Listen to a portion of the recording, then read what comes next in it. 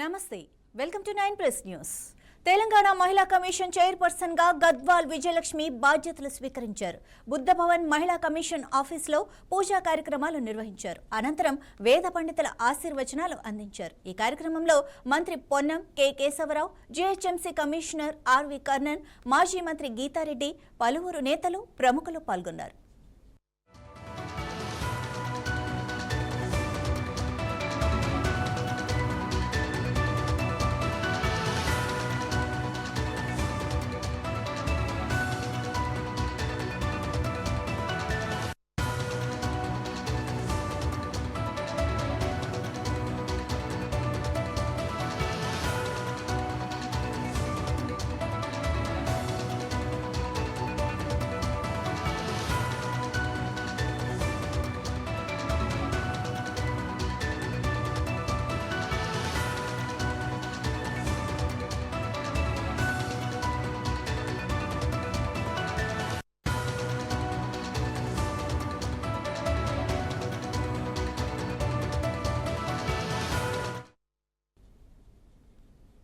రేవంత్ సర్కార్పై తీవ్ర స్థాయిలో మండిపడ్డారు మాజీ మంత్రి పొన్నాల లక్ష్మయ్య. ఎన్నికల సమయంలో కాంగ్రెస్ పార్టీ ఇచ్చిన హామీలను తుంగలో తొక్కారని విమర్శించారు.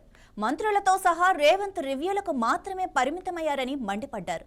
6 గ్యారెంటీలు ఏమయ్యాయని ప్రభుత్వాన్ని సూటిగా ప్రశ్నించారు. ధాన్యం కొనుగోలులో ప్రభుత్వం నిర్లక్ష్యం వహిస్తోందని ఫైర్ అయ్యారు. కాంగ్రెస్ ప్రభుత్వం రైతు వ్యతిరేక ప్రభుత్వం అని మండిపడ్డారు. మాజీ మంత్రి పొన్నాలతో మా ప్రతినిధి ఫేస్ టు ఫేస్. ఇప్పుడు ప్రస్తుతం సీనియర్ బీఆర్ఎస్ నేత పొన్నాల లక్ష్మయ్య గారు మనతో పాటు ఉన్నారు. సార్ చెప్పండి, మీరు చాలా కాలం ఇరిగేషన్ మినిస్టర్గా పనిచేశారు. ప్రస్తుతం ఉన్న ప్రభుత్వం ప్రాజెక్టులపై ఎలా పనిచేస్తుందని మీరు అనుకుంటున్నారు? ఈ మాట నేను చెప్పే వరకు మీడియాలో ఉన్న మీకు తెలియదా? నన్ను అడిగితే ఏమని చెప్పాలా?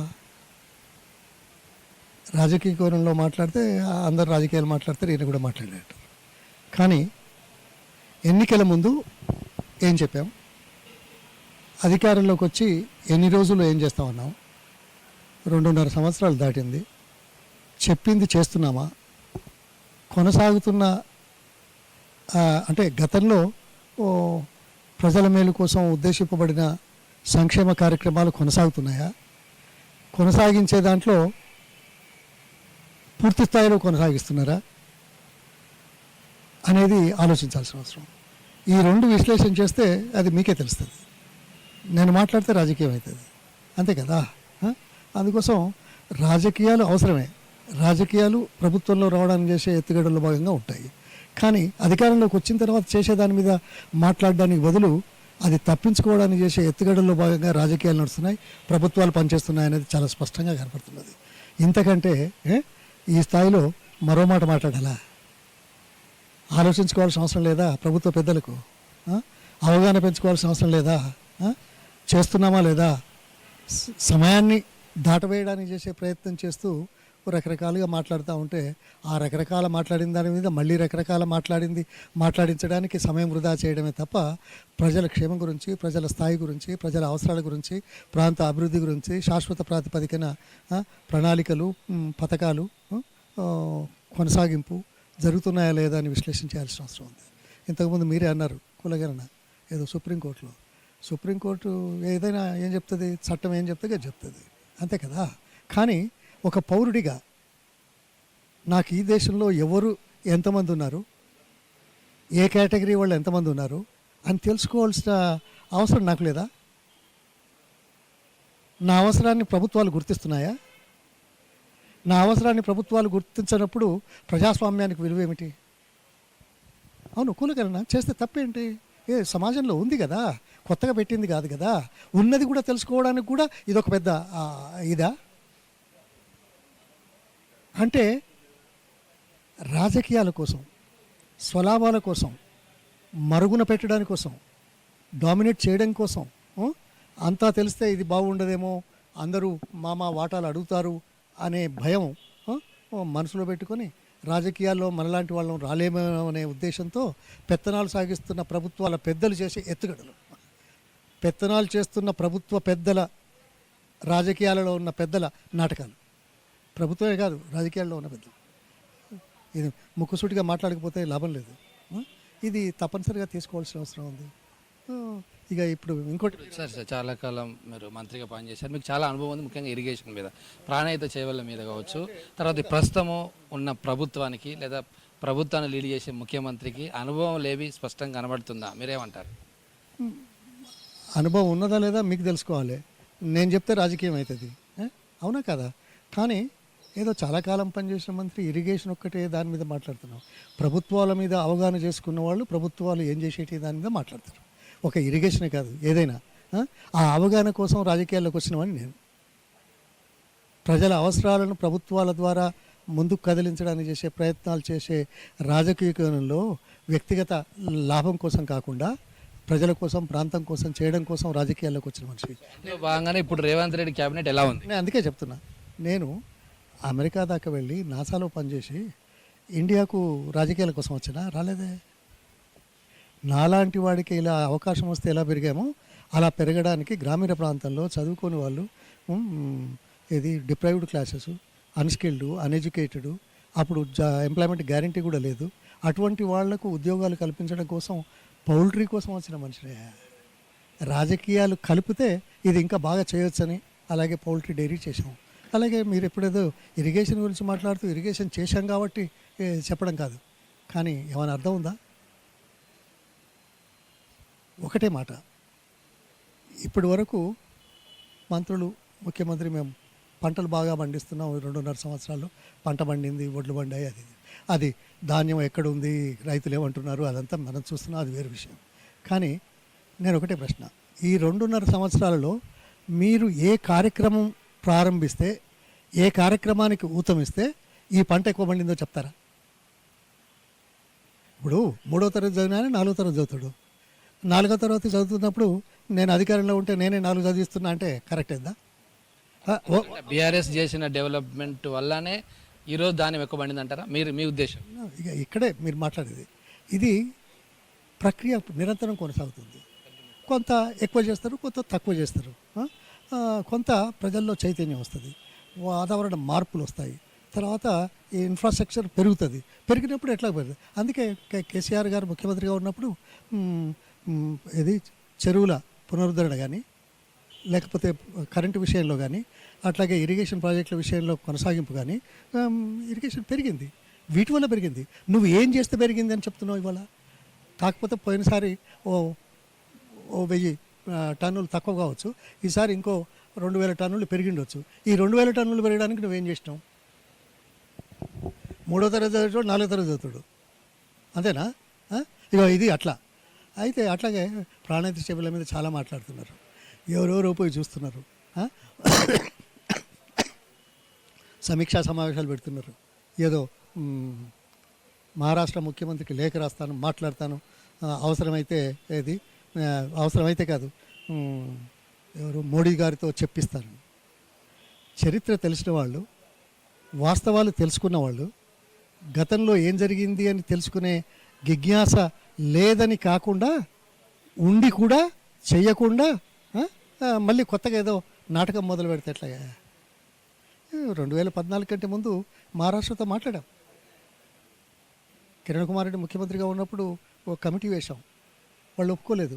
అప్పుడు ప్రధానమంత్రితోటి మహారాష్ట్ర ముఖ్యమంత్రి కాంగ్రెస్ అయినా, ప్రధానమంత్రి కాంగ్రెస్ అయినా వాళ్ళు ఒప్పుకోలేదు. అంటే కేంద్రంలో కాంగ్రెస్ గవర్నమెంట్, మహారాష్ట్రలో కాంగ్రెస్ గవర్నమెంట్ ఉండి కూడా ఒప్పుకోలేదు. ఇది వాస్తవం, ఒప్పుకోవాలి.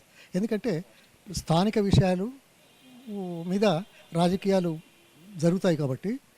అందుకే కదా రీజనల్ పార్టీస్ ఎక్కువ వచ్చేది స్థానిక విషయాల మీద. అయితే కేసీఆర్ గారు కూడా 2015 ఫిబ్రవరి 17 ఆయన పుట్టినరోజు సందర్భంగా విద్యాసాగర్ రావు, ఇది బీజేపీ గవర్నర్, ఆయన దగ్గర గవర్నర్ ఇంట్లో కూర్చొని మహారాష్ట్ర ముఖ్యమంత్రి ఫడ్నవీస్ ఆయన పేరుంది, ఆయన పిలిచారు. నేను ఆ పొజిషన్లో ఉండగా నేనే వద్దన్నాను, నేను ముఖ్యమంత్రి అయ్యి ఉండి నేను చేస్తే నాకు బాగుంటుందా, ఇది మేము ఒప్పుకోమని ఆయన చాలా క్లియర్ అయిపోయాడు. ఎవరు? కేంద్రంలో మోడీ ఉంటాడు, మహారాష్ట్రలో మహారాష్ట్ర ముఖ్యమంత్రి బీజేపీ ఉంటుంది, ఒక గవర్నరు బీజేపీ నాయకుడిగా ఎదిగిన ఆయన దగ్గర ఈ సమాధానం వచ్చిందంటే స్థానిక అంశాల మీద రాజకీయాలు చొప్పిపడిపట్టాయి. అందుకోసమే స్థానిక అంశాల మీద చాలా కష్టము. కానీ ఇంత చేసినా ఆదిలాబాద్కు నీళ్లు రావడానికి చేసే ప్రయత్నంలో కేసీఆర్ గారు వేరే రకంగా ఆలోచించి ఈయన విషయం మా తెలియదా, ఎవరో మంత్రులు పోతారట, ఎవరో ఆ మంత్రి నీళ్ళ మంత్రి 4 సార్లు మాట్లాడతాడు, రేవంత్ రెడ్డి మొట్టమొదటిసారి ఏదో కనుక్కున్నట్టు ముఖ్యమంత్రికి లెటర్ రాస్తా అని. ముఖ్యమంత్రికి లెటర్ రాయడం కూడా ఒక గొప్పనా?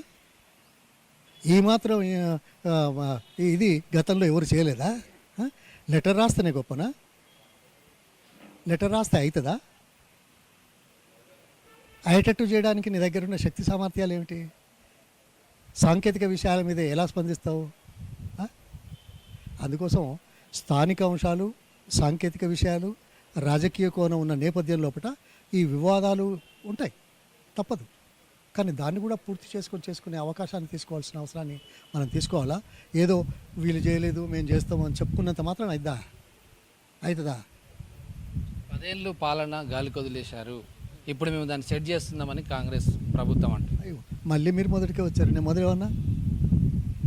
ఇది మాట్లాడితే రాజకీయం అవుతుంది. ఆయన ఏదో రాజకీయం మాట్లాడితే నన్ను కూడా రాజకీయం మాట్లాడమంటావా?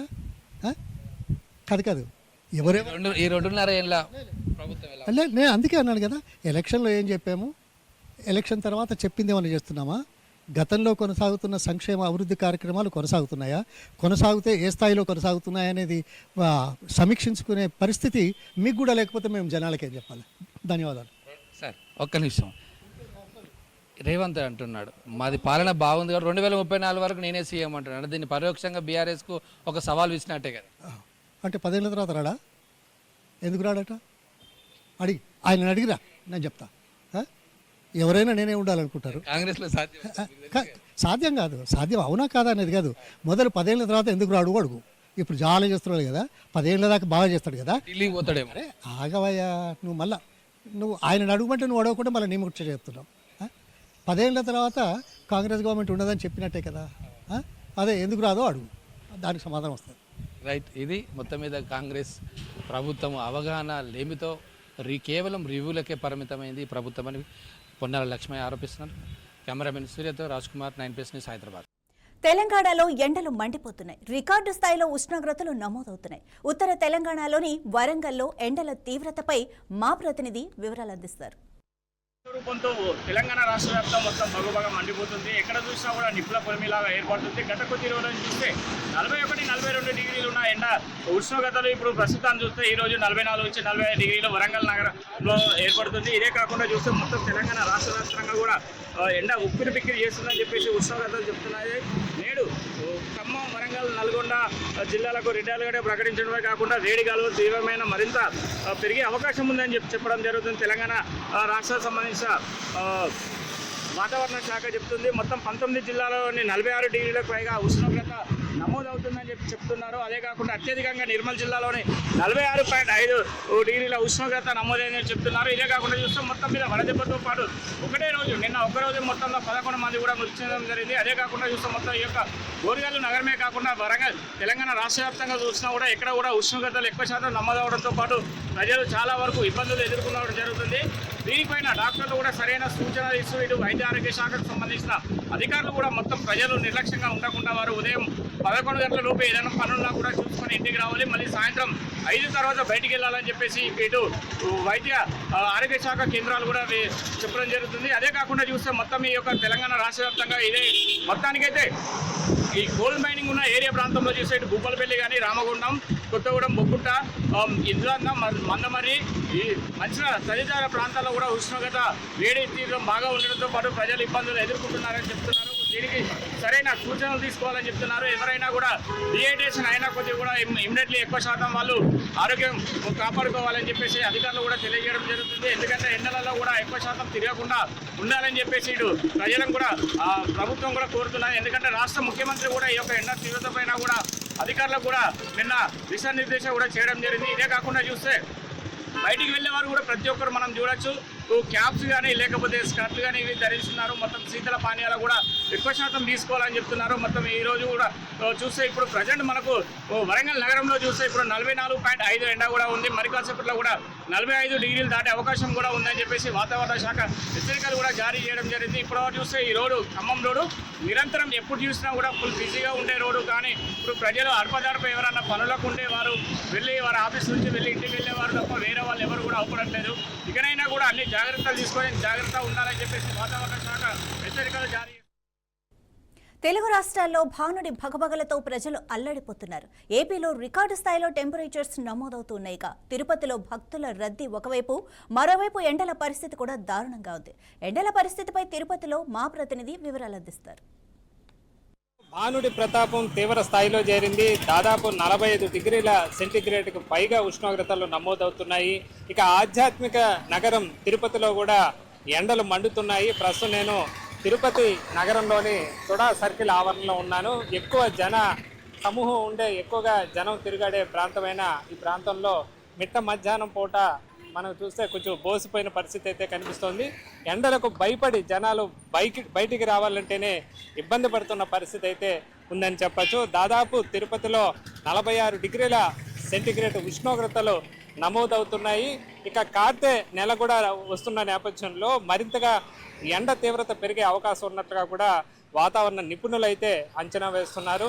మరోవైపు ఎండల నుంచి తట్టుకునే దానికి ఏదైతే అటు డాక్టర్లు కానీ ఇతర నిపుణులు కూడా పలు సూచనలు అయితే జారీ చేస్తున్నారు. దీంతో చాలామంది ఎండల నుంచి ఉపశమనం కోసం కూడా వివిధ మార్గాలు వెతుక్కుంటున్న పరిస్థితులు మనకు కనిపిస్తూ ఉన్నాయి. చూస్తే ప్రస్తుతం తిరుపతిలో పురాతన పద్ధతుల్లో ఏదైతే ఉందో వాటిని ఆశ్రయించే వాళ్ళు కూడా ఎక్కువగా కనిపిస్తున్నారు. ప్రస్తుతం మట్టి కుండలకు విపరీతమైన గిరాకీ మనకు కనిపిస్తోంది. మనం చూస్తే ఈ ఫిల్టర్ తరహాలో ఈ కుండలను ప్రత్యేకంగా కూడా చేస్తున్నారు. దీన్ని కొనుగోలు చేసేందుకు కూడా పెద్ద సంఖ్యలో వినియోగదారులు కూడా ఆసక్తి చూపుతున్న పరిస్థితి కూడా కనిపిస్తుంది. ప్రస్తుతం మన కొంతమంది వినియోగదారులు, అమ్మ చెప్పండి, ప్రస్తుతం ఎండల పరిస్థితి ఎలా ఉంది, ఎట్లా ఉన్నాయి? ఎక్కువగా ఉన్నాయి. ఎట్లా మీరు కుండ నీటి వాటిని తాగుతున్నారా? కుండ నీళ్ళు తీసుకుంటున్నారు. ఎండలు గతంతో పోలిసి ఈసారి ఎలా ఉన్నాయి? చాలా ఎక్కువగా ఉన్నాయి ఈసారి. పోయిన ఇయర్ కంటే ఇయర్ ఎక్కువగా ఉంది. మీరు చెప్పండి, ఎలా ఉంది ఎండలు తిరుపతిలో ఎలా ఉన్నాయి? ఎక్కువగానే ఉన్నాయి. అంటే గతంతో పోలిస్తే ఈసారి ఎలా ఉంది? చాలా ఎక్కువగానే ఉన్నాయి. ఎట్లా మరి ఈ ఎండల నుంచి ఉపశమనానికి ఏం చేస్తున్నారు మీరు? ఈ కుండ నీళ్ళు దాటడం కానీ మజ్జిగ తాగడం, కుండ నీళ్ళు తాగడం చేస్తున్నారు. గతంతో పోలిస్తే ఎండలు పెరిగాయా తగ్గాయా? పెరుగుతూనే ఉన్నాయి. ఇక్కడ మన వినియోగదారులు కూడా చూస్తున్నాం, ఎక్కువగా ఈ మట్టి కుండలను వీళ్ళు ఆశ్రయిస్తున్న పరిస్థితి అయితే ఉంది. ప్రస్తుతం ఇట్లా ఉన్న దీనికి సంబంధించి విక్రయదారులు కూడా ఉన్నారు. అమ్మా ఎలా ఉన్నాయి ఇక్కడ సేల్స్, ఎలా ఉన్నాయి మట్టి కుండలు? పర్వాలేదు, బాగానే ఉండదు సార్. బాగానే ఉంది. ఏంటి ఫ్రిడ్జ్ వాటర్కి మట్టి కుండలకి ఏంటి తేడా? ఎందుకని కుండల్లో తాగాలి? ఫ్రిడ్జ్ వాటర్ కూడా తాగుతారు, కానీ కుండల్లో అంటే మొదటి తాగేది అలవాటు కాబట్టి కుండల్లో తాగుతారు అంతే. సహజంగా ఉంటాయి. సహజంగా ఎక్కువగా గతంతో పోలిస్తే ఎక్కువ కొంటున్నారా ఇప్పుడు కుండలు? కొంటాడారు. వాడికి ఏదన్నా ఇట్లాంటివి పప్పు కూరలకి ఇట్లా మంచినీళ్ళ కుండలకి కొనుక్కుంటాడారు. దీపాలు పెట్టను, ముఖ్యంగా దీపాలకి అయితే వీటిలోనే పెడతారు, ఆ ప్రమిదుల్లోనే. మనం చూస్తున్నాం, మనం రకరకాల కుండలు తయారీ ఇక్కడ చేస్తూ విక్రయిస్తున్నారు. కుండలు కూడా పెద్ద సంఖ్యలో.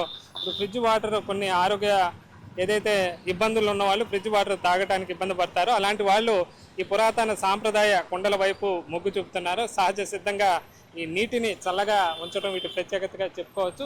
తిరుపతి నగరంలో మనం చూస్తే వాతావరణం చూస్తే మిట్ట మధ్యాహ్నం పూట బయటకు వచ్చేదానికే జనాలు భయపడుతున్న పరిస్థితి మనకు కనిపిస్తుంది. కొన్ని ప్రదేశాలలో ఈ కూడళ్ళ లాంటి ప్రదేశాల్లో పై కప్పు కూడా ప్రత్యేకంగా ఏర్పాటు చేస్తున్న పరిస్థితి. ఏదైనా షామియానా తరహాలో లేదా పైన పందిరి లాంటివి కూడా ఈ ట్రాఫిక్ సిబ్బంది లాంటివి ఏర్పాటు చేస్తున్నారు. ఇక ఎండలకు సంబంధించి ఇటు తిరుపతి నగరంతో పాటు కూడా తిరుమలలో కూడా ఆధ్యాత్మిక నిలయమైన తిరుమలలో కూడా ఇదే స్థాయిలో ఎండలు అయితే కనిపిస్తున్నాయి. అక్కడ కూడా టీటీడీ అధికారులు ప్రత్యేక జాగ్రత్తలు తీసుకుంటున్నారు. ముఖ్యంగా దీనికి తోడు వేసవి సెలవులు కూడా ఉన్న నేపథ్యంలో పెద్ద సంఖ్యలో భక్తులు వస్తున్న నేపథ్యంలో బయట బార్లు తీరి క్యూ లైన్లు అయితే వ్యాపించున్నాయి. దీంతో క్యూ లైన్ల పైన కూడా పైకప్పు వేసి భక్తులకు ఇబ్బంది లేకుండా మంచినీరు, ఇతర మజ్జిగ లాంటి సదుపాయాలు కల్పిస్తున్న పరిస్థితి అయితే ఉంది. ఇక కాలి నడకన వచ్చే భక్తులు కూడా ఇబ్బంది పడుతూ ఉన్న నేపథ్యంలో చాలా చోట్ల కార్పెట్ వేసి వాటిని మంచినీటితో తడిపి ఉంచుతున్న పరిస్థితి అయితే ఉంది. మొత్తం మీద ఇటు తిరుపతి నగరంలోను, ఇటు చిత్తూరులోను, ఇటు రాయలసీమ, అనంతపురం, కర్నూలు జిల్లాల్లో కూడా ఎండలు తీవ్ర స్థాయికి అయితే చేరుకున్నాయి. ఈ మండే ఎండల్లో ముఖ్యంగా మధ్యాహ్నం 12 గంటల నుంచి సాయంత్రం 4 గంటల వరకు బయటకు వెళ్ళొద్దని నిపుణులు అయితే సూచిస్తున్న పరిస్థితి. తరచూ ఎక్కువ మంచినీళ్ళు కానీ మజ్జిగ లాంటి తీసుకుంటూ ఉండాల్సిందిగా వడదెబ్బ తగలకుండా జాగ్రత్తలు తీసుకోవాలని కూడా అధికారులు చెప్తున్నారు. ఇది ఇక్కడ తిరుపతి నగరంలో మండుతున్న ఎండలపైన తాజా వివరాలు. కెమెరామ్యాన్ వీరయ్యతో వర్మ, 9+ న్యూస్, తిరుపతి. అసలే ఎండాకాలం, ఆపై భక్తుల రద్దీ. తిరుమలకు వచ్చిన భక్తులతో దేవస్థానంలో సందడి నెలకొంది. వేసవి సెలవులు కావడంతో దేశ నలుమూలల నుంచి భక్తులు భారీగా తరలివచ్చారు. ఈ సందర్భంగా భద్రతా ఏర్పాట్లను కట్టుదిట్టం చేశారు.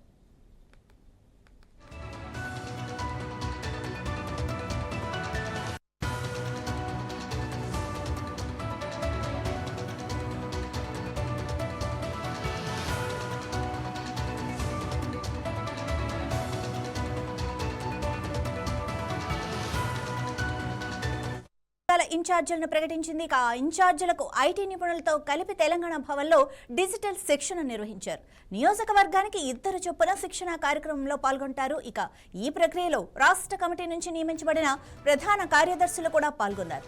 డిజిటల్ సభ్యత్వ నమోదు శిక్షణ పూర్తయిన వెంటనే సభ్యత్వ నమోదు తేదీని కూడా ప్రకటిస్తారు. ఇక బీఆర్ఎస్ పార్టీ అధినేత కేసీఆర్ గారితో సహా పార్టీ ముఖ్యులంతా సభ్యత్వ పునరుద్ధరణ కార్యక్రమంలో పాల్గొంటారు.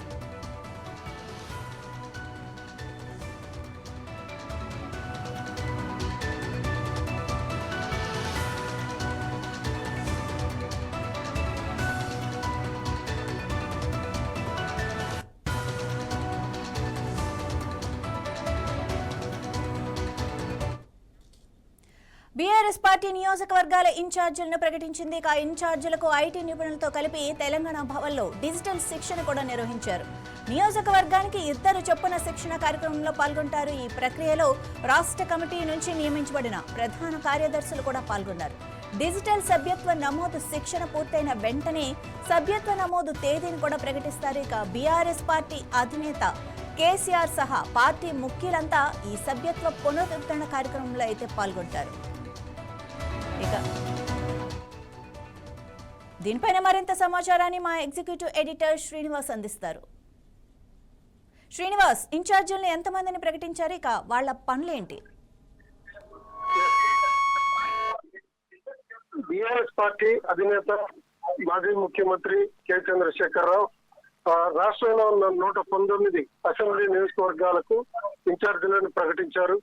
అంతేకాకుండా ఉమ్మడి 10 జిల్లాలకు కూడా జిల్లా అధ్యక్షులు, జిల్లా ఇన్ఛార్జీలుగా కూడా నియామకాలు చేశారు. ఈ నియామకాల ప్రక్రియ ఎలా ఉందంటే రాష్ట్ర స్థాయి నుంచి కూడా జిల్లాల నుంచి మళ్ళీ అసెంబ్లీ నియోజకవర్గాల నుంచి కూడా లోకల్ గా ఉన్నటువంటి మండలాల స్థాయి నుంచి చివరికి గ్రామాల నుంచి కూడా బూత్ లెవెల్, ఇట్లా దశల వారీగా అన్ని స్థాయిల్లో టాప్ టు బాటం కూడా నాయకుల్ని, బాధ్యుల్ని, ఇన్ఛార్జీలను నియమించి పార్టీని మరింత బలోపేతం చేయడానికి, పార్టీని గ్రాస్ రూట్ లెవెల్ నుంచి రాష్ట్ర స్థాయి వరకు అన్ని స్టేట్లలో నాయకత్వాన్ని ఏర్పాటు చేసి వాళ్ళకి స్పష్టమైనటువంటి ఆదేశాలను కూడా, వాళ్ళకి స్పష్టమైనటువంటి మార్గదర్శకాలని, వాళ్ళకి స్పష్టమైనటువంటి విధి విధానాలను కూడా ఖరారు చేసి వాళ్ళకు ఒక డ్యూటీ చార్ట్, అంటే రాజకీయాల్లో ఉన్నప్పటికీ కూడా వాళ్ళకు కొన్ని డ్యూటీలు, బాధ్యతలు, లేకపోతే పార్టీని జెండాని మోసేటువంటి, పార్టీని ప్రజల్లోకి తీసుకెళ్లేటువంటి అనేక కార్యక్రమాలని, వాళ్ళకి స్పష్టమైనటువంటి మార్గదర్శకాలను కూడా అందించడానికి కేసీఆర్ చాలా తీవ్ర స్థాయిలోనే కసరత్తు అయితే చేశారు. ఆ కసరత్తు ఆయన 3 కంటికి తెలియకుండానే ఎప్పుడైనా కానీ ఒక విధాన నిర్ణయాన్ని ప్రకటించే ముందు కేసీఆర్ ఒక 2-3 రోజులు ఎవరితోనూ మాట్లాడకుండా సొంతగానే ఆయన ఎక్సర్సైజ్ చేసేటువంటి అలవాటు ఉంది. అలాంటి ఎందుకంటే ఆయన ఒక రాజకీయ వ్యూహాన్ని పన్నాడు అంటే అది 100% సక్సెస్ అవుతుంది అనేటువంటి ఒక పేరు, ప్రచారం, ఒక ప్రతిష్ట అయితే ఆయనకి ఉంది. ఆ నేపథ్యంలోనే కేసీఆర్ పార్టీ నిర్మాణాన్ని ఏ విధంగా చేయాలి, పార్టీ నిర్మాణం చేయడమే కాకుండా ఆ నాయకులకి, ఇన్ఛార్జీలకి ఎలాంటి బాధ్యతలు ఇవ్వాలి, ఆ పార్టీని పూర్వవైభవంలోకి తీసుకొచ్చే విధంగా మళ్ళీ 119 నియోజకవర్గాల్లో 100 నియోజకవర్గాల్ని గెలుపు తీసుకెళ్లడానికి ఇప్పటి నుంచే మనం పునాదులు వేసుకోవాలి. ఇప్పటి నుంచి అటువంటి మార్గాన్ని కరెక్ట్ గా, దిశానిర్దేశం కరెక్ట్ గా చేయాలి, కేరళలో నూతనోత్తేజాన్ని నింపాలి అనేటువంటి ఒక మాతృ పార్టీ నిర్మాణ కార్యక్రమాన్ని ఆయన ప్రారంభించారు. అందులో భాగంగా ముందుగా ఇన్ఛార్జీలను నియమించడం, ఆ తర్వాత సభ్యత్వ నమోదు కార్యక్రమం కార్యక్రమాన్ని టేకప్ చేయడం, సభ్యత్వ నమోదు కూడా అయిన తర్వాత ఎలాంటి ప్రజాహిత కార్యక్రమాన్ని చేపట్టాలి, ప్రభుత్వం అనుసరిస్తున్నటువంటి విధానాల్లో ఎలాంటి ప్రజా వ్యతిరేక విధానాలు ఉన్నాయి, లేకుంటే కాంగ్రెస్ పార్టీ అధికారంలోకి రాకముందు ఎలాంటి హామీలు ఇచ్చింది, అధికారంలోకి వచ్చిన తర్వాత హామీలన్నింటినీ ఏ విధంగా తుమ్మలోకి తొక్కింది, ప్రజలను ఏ విధంగా మోసం చేసింది అనేటువంటి అంశాలను కూడా ఇంటింటికి తిరిగి ప్రతి ఓటరుకి తన చెప్పదలుచుకున్నటువంటి మెసేజ్ వెళ్లే విధంగా చేసేందుకు అందుకు తగినట్లుగా అలాంటి తన యాక్షన్ ప్లాన్ మొత్తాన్ని ప్రతి ఇంటికి ప్రతి ఓటర్కి చేరే విధంగా చేసేందుకు వీలుగా పార్టీ నిర్మాణ కార్యక్రమాన్ని ఆయన ప్రారంభించారు. అందులో భాగంగానే ఈ ఇన్ఛార్జీల నియామక ప్రక్రియను అయితే ఆయన పూర్తి చేయడం జరిగింది. సార్, మరి సభ్యత్వ నమోదు అన్నారు కదా, అది ఆ కార్యక్రమం ఎప్పుడు ప్రారంభం కానుంది? సభ్యత్వం నమోదు అనేది ఈ ఇన్ఛార్జీల నియామకు వాళ్ళ బాధ్యతలు స్వీకరించుకున్నటువంటి కార్యక్రమం తర్వాత వెంటనే ఉంటుంది. ఇతరుగా ఈ రోజు ఆ రోజు అని కాదు, ఆటోమేటిక్ గా వాళ్ళు సభ్యత్వ నమోదు కార్యక్రమాలని ప్రారంభిస్తారు. వాళ్ళకు కొన్ని రిసీట్లు కూడా తయారు చేశారు. ఆ రసీదులను కూడా అంటే బీఆర్ఎస్ పార్టీలో చేరినటువంటి ప్రతి ఒక్కళ్ళు నామినల్ ఫీజుని పే చేసి సభ్యుడిగా చేరడానికి ఒక రసీదు కూడా ఇచ్చేటువంటి ఒక ప్రక్రియను కూడా తయారు చేశారు. అది కూడా ఈ ఇన్ఛార్జీలందరికీ అందజేసి వెంటనే వాళ్ళని ఆ కార్యక్రమంలోకి దిగే విధంగానే మార్గనిర్దేశం చేశారు. ఈ విషయంలో కేటీఆర్ రామారావు మాజీ మంత్రి కేటీఆర్ కూడా వర్కింగ్ ప్రెసిడెంట్ హోదాలో ఈ ప్రక్రియ మొత్తాన్ని మానిటర్ చేస్తున్నారు. అందువల్ల ఇది విత్ ఇన్ షార్ట్ పీరియడ్ లోనే మొత్తం సభ్యత్వ నమోదుకి ఒక డెడ్ లైన్ కూడా పెట్టుకొని కంప్లీట్ చేయాలని పార్టీ పెద్దలు నిర్ణయం తీసుకున్నారు. Right, thank you sir.